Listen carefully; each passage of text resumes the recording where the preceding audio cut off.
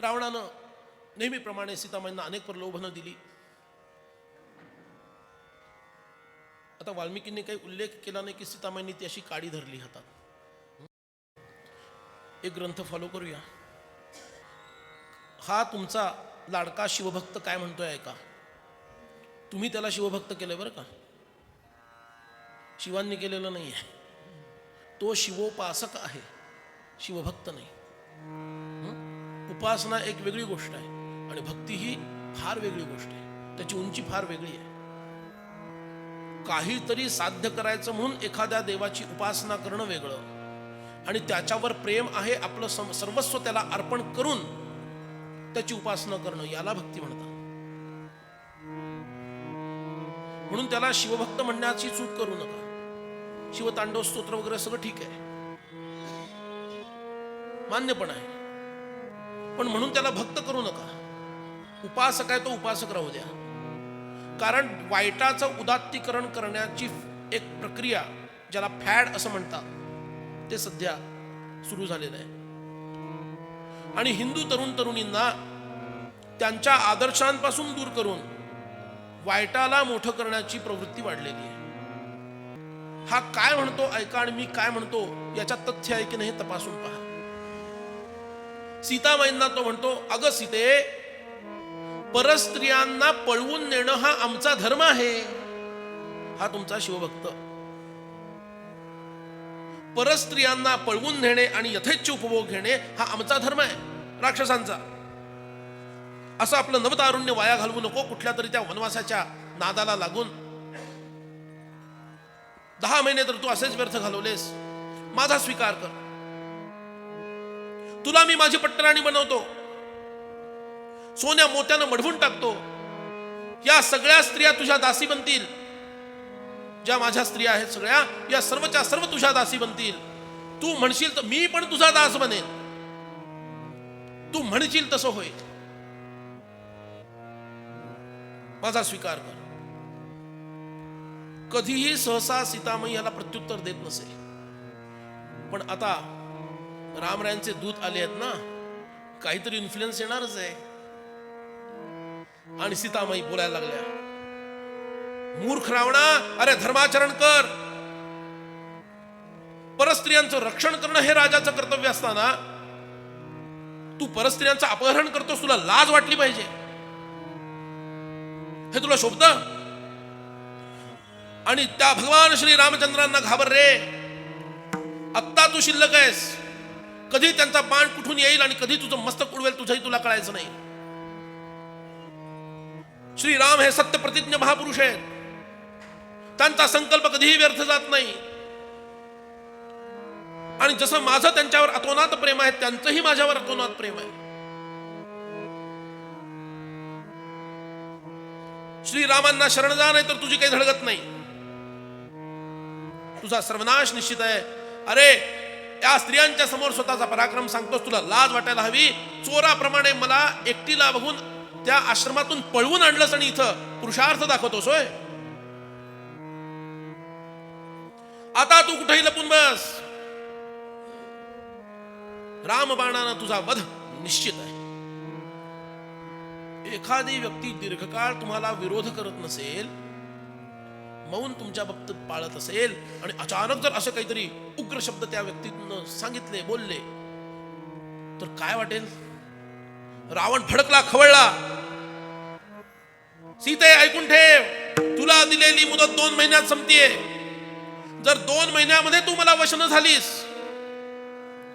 तर तुझे तुकडे तुकडे करून न्याहारी म्हणून खाऊन टाकेन. हे रावणाचं प्रेम. आणि हा तुमचा लाडका शिवभक्त.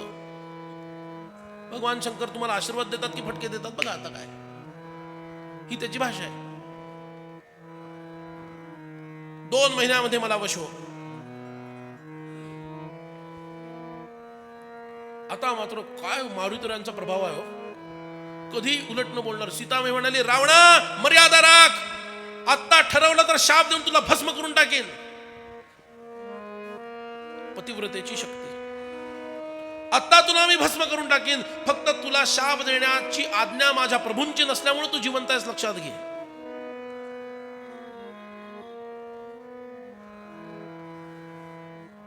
आणि शापाची वाणी ऐकली मात्र आणि सीतामाई सारखीच पतिव्रता असणारी रावणाची पत्नी मंदोदरी लटलट कापायला लागली. कारण काय आहे, एका पतिव्रतेची शक्ती दुसरी पतिव्रताच जाणू शकते, इतरांना कळणार नाही.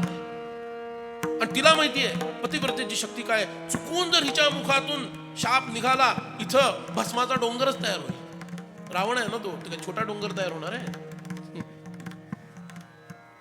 ती रावणाला धरते. नाथ चला बरं, चला बरं, इतक्या तुम्हाला सुंदर सुंदर स्त्रिया असताना देश विदेशातल्या, कशाला हिच्या मागं लागलाय, चला चला. तो जायला तयार नाही.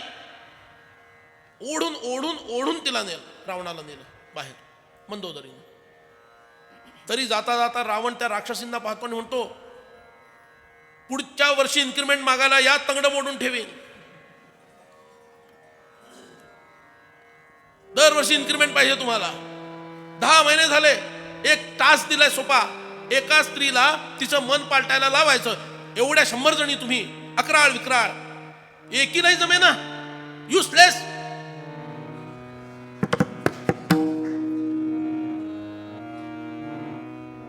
आता इन्क्रिमेंटची बात झाली म्हटलं नंतर ह्या तर गॅसवरच आल्या सगळ्या. रावण महाराज गेले त्यांचे आणि सगळ्या जणी सीतामाईच्या अंगावर जणू काही आता खातात की काय अशा जणू काही तुटूनच पडल्या. तुला मारून टाकू, अमुक करू, तमुक करू बोलायला लागल्या. खूप मोठ्या विस्तारानं सर्गच्या सर्ग वाल्मिकी ऋषींनी लिहिलेले आहेत. बऱ्या बोलानं तयार हो, खूप भय दाखवलं. पण भगवंताची काय दिव्य योजना असते. जिथं तुमचं सहाय्य करायला कुणीच नसतं ना, तिथं भगवान स्वतः येतात आणि ते अशी काहीतरी अद्भुत गोष्ट घडवतात की त्या अत्यंत प्रतिकूल अशा काळामध्ये सुद्धा तुम्ही तग धरून टिकून राहू शकता. भगवंतानी असंच केलं. त्रिजटा नावाच्या वयस्कर राक्षसीच्या हृदयामध्ये सीतामाईबद्दल कन्याभाव जागृत केला. माझ्या पोटची मुलगीच आहे आणि तिचं वात्सल्य जागृत केलं आणि ही मनातल्या मनात सीतामाईला स्वतःची मुलगी मानायला लागली. बर ती रावणाची नेमलेली दासी आहे, त्यामुळे ती उघड उघड प्रेम दाखवू शकत नाही इतर राक्षसींच्या समोर. आणि ती त्यांची हेड आहे. ती त्रिजटा येते आणि म्हणते, ए चला चला, तिला फार त्रास देऊ नका, मी बघते कसं ऐकत नाही ते, चला तुम्ही तुमच्या कामाला लागा. ड्युटी संपत आली ना, चला चार्ज द्यायचा असेल ना, इकडून तिकडं तिकडून इकडं, ड्युटी संपताना द्यायचा असतो. जा मी बघते हिच्याकडं. सगळ्या राक्षसी गेल्या दूर. राक्षसींची वर्णनं काय भयानक केली सांगत बसत नाही. कुणाची जीभ कशी, कुणाचं पोट केवढं, काय काय काय काय वर्णन आहे सगळं भयानक दिसायला. आणि त्रिजटा सीतामाईंच्या जवळ येते. राक्षसी दूर गेलेल्या पाहून सीतामाई आपलं दुःख तिच्या समोर व्यक्त करतात. आणि आता मात्र सीतामाईंचा बांध फुटला. त्रिजटे, आता मी प्राणत्याग करते, खूप झालं, आता सहनशक्तीच्या बाहेर चाललेलं आहे, मी प्राणत्याग करते असं म्हणून सीतामाई रडायला लागल्या. राम राम राम असं म्हणतात. त्रिजटेनं अत्यंत प्रेमानं पाठीवरून हात फिरवला आणि सांगितलं, तुझ्यासारख्या पतिव्रतेनं जर असा धीर सोडला तर अन्य स्त्रियांच्या समोर काय आदर्श राहील. बघा, मोठ्या लोकांचं जीवन फार फार फार कठीण असतं बरं. आपण लहान लोक आहोत तेच बरं आहे. लहानपण देगा देवा मुंगी साखरेचा, हेच सत्य आहे. पण हे संत वचन आहे. मोठ्या माणसांवर फार जबाबदाऱ्या असतात. जीवन फार त्यांचं कठीण असतं. सीतामाई नारींचा आदर्श आहेत, भगवान राम हे पुरुषांचे आदर्श आहेत आणि हनुमान हे दासांचे आदर्श आहेत. तिघांचं जीवन अत्यंत कठीण जीवन आहे. बाळ माझं ऐक, मला एक अद्भुत स्वप्न पहाटे पहाटे पडलं. काय स्वप्न पडलं? लंकेमध्ये श्रीराम आणि लक्ष्मण एका उच्च अशा हत्तीवर बसून आलेले आहेत. हत्ती मांगल्याची देवता आहे, विघ्न नाशाची देवता आहे. का? गणपती बाप्पा मोरया. गणपती बाप्पा विघ्न हरतायत ना. सीतामाईंवर आलेलं विघ्न, जगावर रावणामुळे आलेलं विघ्न रामराय दूर करतात. म्हणून ते हत्तीवर बसून आले लाक्षणिक आहे, हत्तीवर काही बसून नाही आले, लाक्षणिक आहे. ते हत्तीवर दोघं बसून आले, रावणावर विजय त्यांनी मिळवला आणि विमानात तुला बसवून त्यांनी अयोध्येला परत नेलं, असं मला दिव्य दृश्य दिसलं. आणि गाढवाच्या रथात बसून रावण आणि त्याचे अनुचर राक्षस सर्व दक्षिण दिशेला वेगात निघून गेले, असंही मला दृश्य दिसलं. तेव्हा पोरी असा अविचार करू नकोस, प्राण धारण करून राहा, कधीही सुवार्ता येणार आहे. नव्हे, ती आलेलीच आहे. सगळं सिलेक्ट केलंय, फक्त सेंडचं बटन दाबायचं राहिलंय. जय जय रघुवीर समर्थ. एकदा सेंडचं बटन दाबलं की तुमच्याकडे पोस्ट येणारच आहे. I am there at your door. Rudra Hanuman की जय. आणि ऐक माझं, हे दृश्य दिसल्यानंतर मला एक फार विचित्र दृश्य दिसलं. हनुमानजी आहेत दूर, पण इतक्याही दूर नाहीत की ह्यांचं बोलणं काय चाललंय ऐकू येऊ नये. कान देऊन ऐकतायत काय त्यांची वार्ता चालू आहे. आणि ती म्हणते, अचानक एक भयंकर असं वानर या लंकेमध्ये आलंय आणि त्या वानरानं उत्पात माजवला. अनेक राक्षस संपवले, तुडवून तुडवून मारले. रावणाच्या समोर जाऊन रावणालाही प्रसाद दिला आणि नंतर लंका सोडून जाता जाता लंका पेटवून निघून गेलं. महारुद्र हनुमान की जय. जय जय रघुवीर समर्थ. मारुतीरायांना रामरायांचा फॅक्स मिळाला. विचार करा, हिला हे स्वप्न आत्ता कशाला पडायला हवं? एक आठवड्यापूर्वी पडलं असतं तर काय बिघडलं असतं? हनुमंतरायांना फॅक्स मिळाला. सीतामाईंची भेट घेतल्यानंतर पुढं काय काय करायचं आहे. राम कार्य करायला तुम्ही एक पाऊल उचला, 100 पावलं रामराय तुमच्या दिशेने येतात. पण आम्ही एक पाऊल उचलू की नको, उचलू की नको, आम्ही पाऊल टाकायलाच तयार नाही. राम, हे बघा, तुम्हाला 100 कणसं पाहिजेत, कणसाची एक बी तर लावायला लागेल की नाही? भगवंताचा नियम हा आहे, तू एक बी पेर, तशी हजारो बिया देणारी फळं मी तुला देईन, हा भगवंताचा नियम आहे. पण त्याच्यासाठी मी बीज पेरणार नाही.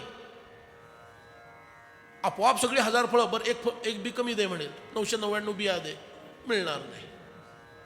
एक बी पेर, 1000 बिया द्यायची व्यवस्था करतो. एक बी पेरली तर. तुम्ही गडावर जाताना एक पाऊल तिकडे टाका, समर्थ तुमच्यासाठी काय योजना करतात बघा. पहिलं पाऊल टाकणं आपली जबाबदारी आहे, पुढे ते सांभाळून घेतात. हनुमंतराय राम कार्यासाठी इतक्या सगळ्या परीक्षांना पार करून सीतामाईंच्या समक्ष जवळपास येऊन पोचलेले आहेत. अरे हा माझा खरा दास आहे, हा खरा कार्यकर्ता आहे, आता याला मी सांभाळलं पाहिजे, मी याला मार्गदर्शन केलं पाहिजे. रामराय दुसऱ्याच्या मुखातून वदवतात, तुला पुढं काय करायचं आहे, what to be done next.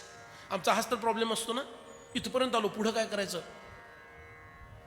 तुझी योग्य वेळ आली तर योग्य व्यक्ती तुझ्या जीवनात आणून तुला पुढं काय करायचं हे सांगितलं जाईल. पण ज्या अर्थी आत्ता तुझ्यापाशी कोणी आलेलं नाही, त्या अर्थी अजून तुझं मार्गक्रमण पूर्ण झालेलं नाही. त्याच मार्गावर तू चालत राहा. भगवंत एक दिवस तुझ्यासाठी योग्य व्यक्तीची व्यवस्था करेल. हे उपासनेची अंग आहेत. ही आमची उपासना योग्य दिशेनं सुरू आहे की नाही सांगणारी ही अंग आहेत. म्हणून हनुमंतांना फॅक्स भगवंताचा मिळाला. म्हणाले, भरून पावलो, आता महत्वाच्या कार्याला प्रारंभ करूया. पुन्हा राक्षसी जाच करतात. सीतामाई पुन्हा दुःख व्यक्त करतात. पण मृत्यूची इच्छा त्यांच्या हृदयात जागृत होतीये. पण शुभ शकून व्हायला लागले.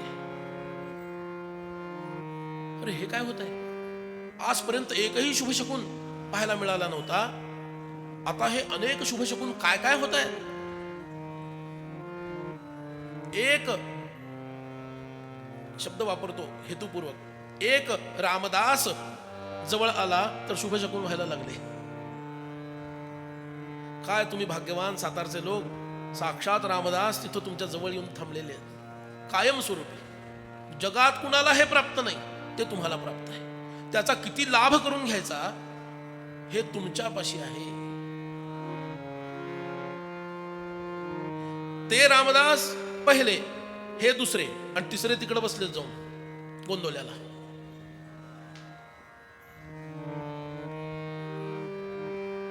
अरे ह्यांना शरण जायचं आहे, त्यांच्या दिशेनं एक पाऊल टाका, 10 पावलं टाकून तुमच्या जवळ येते.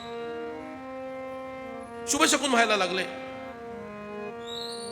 आणि सीतामाई स्तब्ध झाल्या आणि पुन्हा रामचिंतनामध्ये स्थिर झाल्या.